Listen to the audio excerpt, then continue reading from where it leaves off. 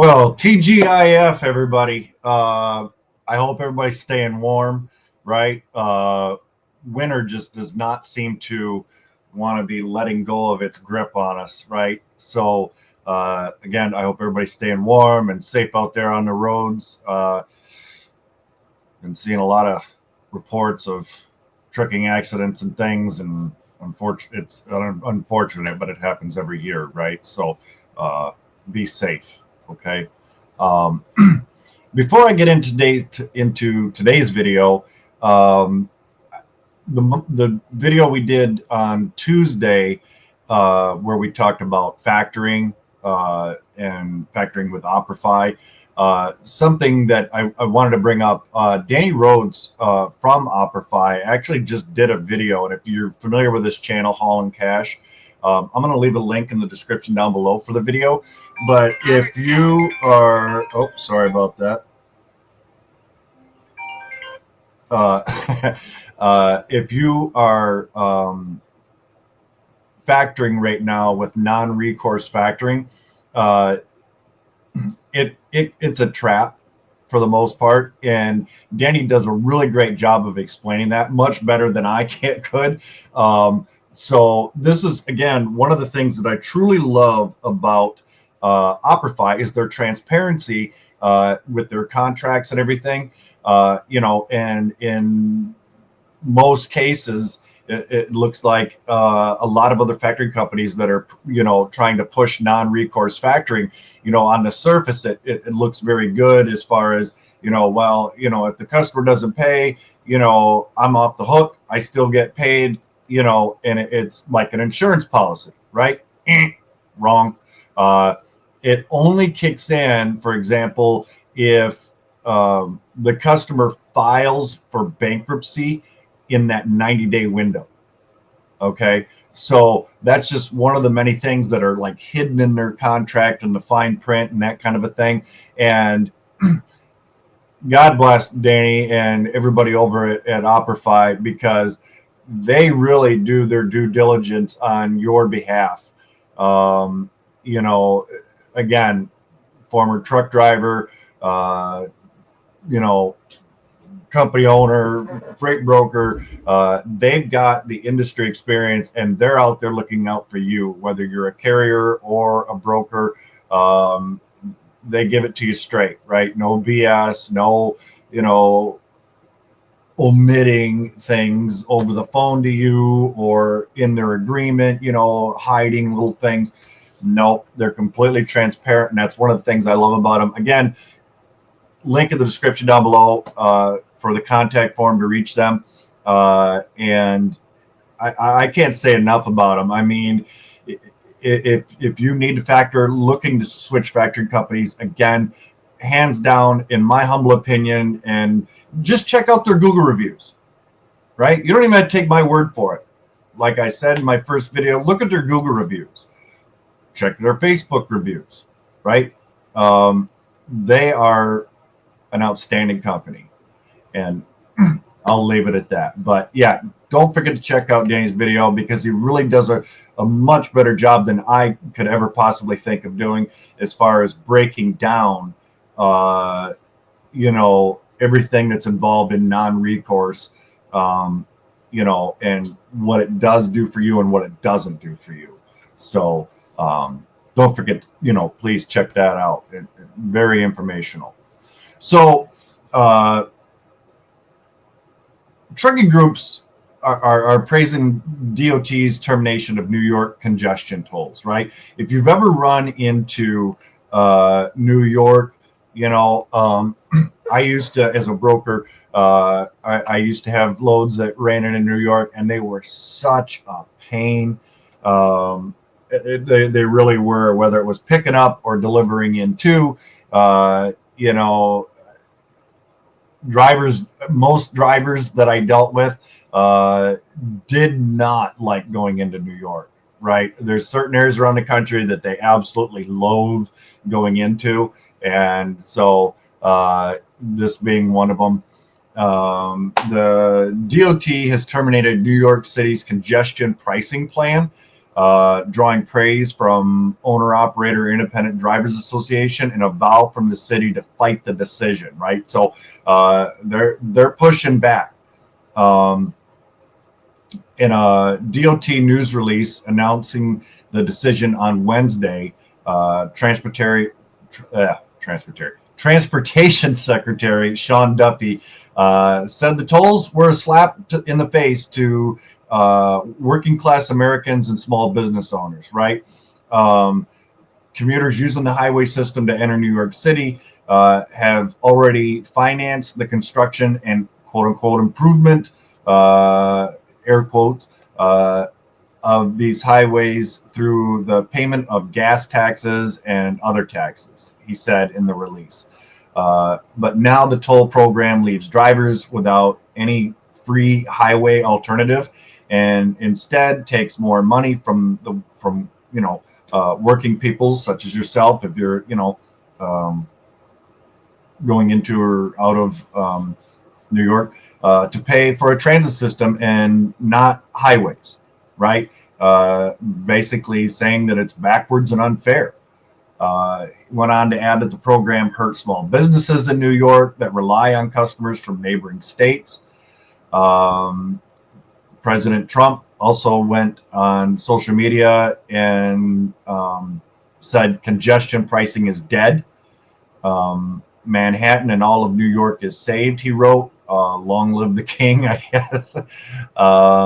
But the New York governor, Kathy Hochul, I'm not familiar with her, so I apologize if I slaughtered her name, responded to the reversal with her own social media post saying, we're a nation of laws and not ruled by a king. So since this first in the nation program took effect last month, congestion has dropped dramatically and commuters are getting to work faster than ever, she said. Which, quite honestly, maybe I'm looking at this from a very simplistic point of view, because we do have tolls where I live, and it can get backed up, right? Rather than just cruising on through.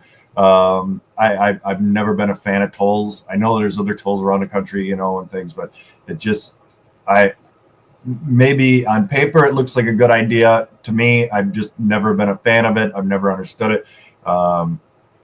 But she went on to say Broadway shows are selling out and foot traffic in local businesses is spiking. School buses are getting kids to class on time, and yellow cab trips increased by 10%. Transit ridership is up. Drivers are having a better experience, and support for this program is growing every day, right?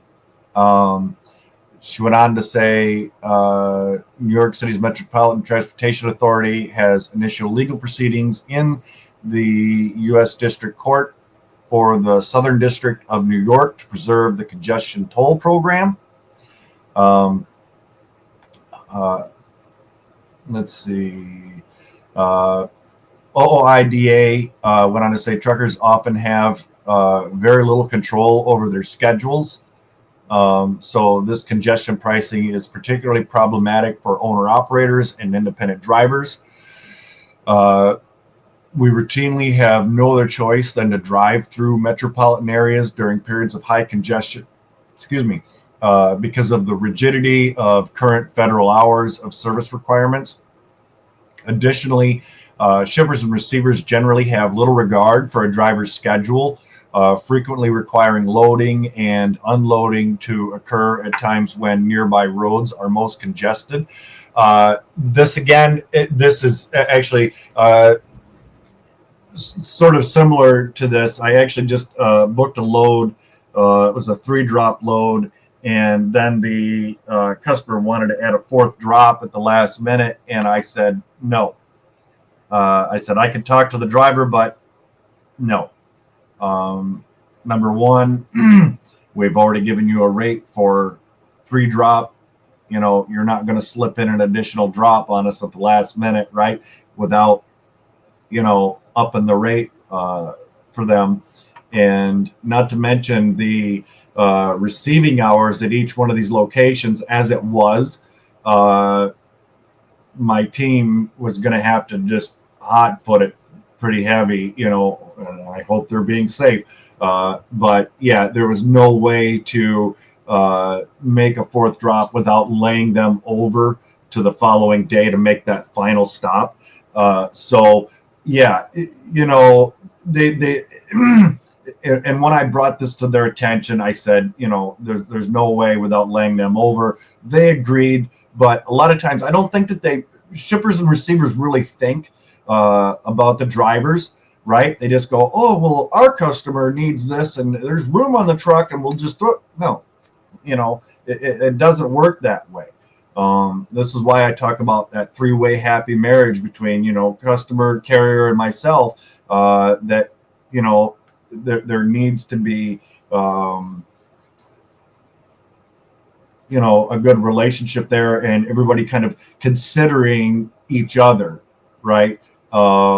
So yeah, we more or less kind of shut that down. They agreed, and I didn't end up even having to bother the driver about, potentially an additional stop.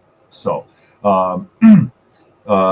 New York City's congestion pricing plan was anti-trucker to begin with, and we will continue fighting to ensure it doesn't come back.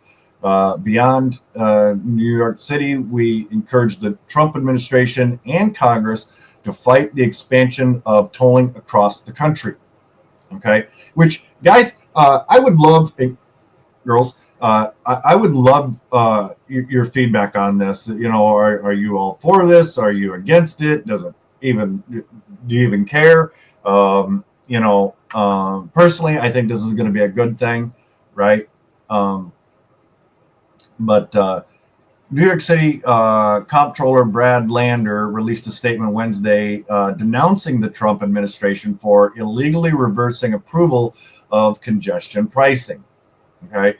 Went on to say congestion pricing is working, traffic is down, travel times have plummeted 30%, transit ridership has surged, and hundreds of millions of dollars are flowing to improve our subways and buses.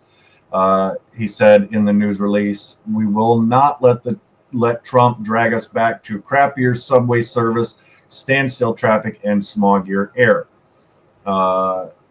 Having been at the forefront of the fight to implement congestion pricing, I am appalled that President Trump and his U.S. Department of Transportation put this in reverse purely for political purposes. Let it be clear, the U.S. DOT properly approved this program after extensive environmental review. Well, there's a new sheriff in town, right? They've clearly reevaluated this. And flat out pretty much said, that this is unfair to truck drivers, right? Lander said his office is exploring all available options to reverse yet another instance of illegal federal overreach by the Trump administration and keep the tolls implemented. The Trucking Association of New York told FreightWaves in a emailed statement that the group stands with President Trump and Secretary Duffy in their efforts to end the congestion pricing program. We agree with their decision to halt this program, and we hope it leads to an immediate cessation of the collection of tolls. This will allow New Yorkers to continue enjoying the city, receive their goods at reasonable rates, and ensure the economy keeps running smoothly. Okay. A little bit of background on this. The federal or the pricing plan, which went into effect in early January, charged vehicles to enter or exit Manhattan's congestion relief zone. The zone covers streets and avenues at or below 60th Street, excluding bordering West Side Highway, FDR Drive, and Hugh L. Carey Tunnel main roads. Small one-unit trucks were charged $14.40 to enter the area, while large two-unit trucks were charged $21.60. Regular toll rates applied from 5 a.m. to 9 p.m., on weekdays and 9 a.m. to 9 p.m. on weekends at a 75% cheaper overnight toll outside those time frames, aimed to encourage off-hour truck deliveries. Well, that's all fine and dandy, but are shippers going to adjust? You know what I mean? Receivers going to adjust to that time frame? More than likely, no. The tolls were criticized by local small businesses and trucking organizations as too costly. The Tanny argued that the pricing plan unfairly targeted trucking operators who transport 90% of the goods in the state.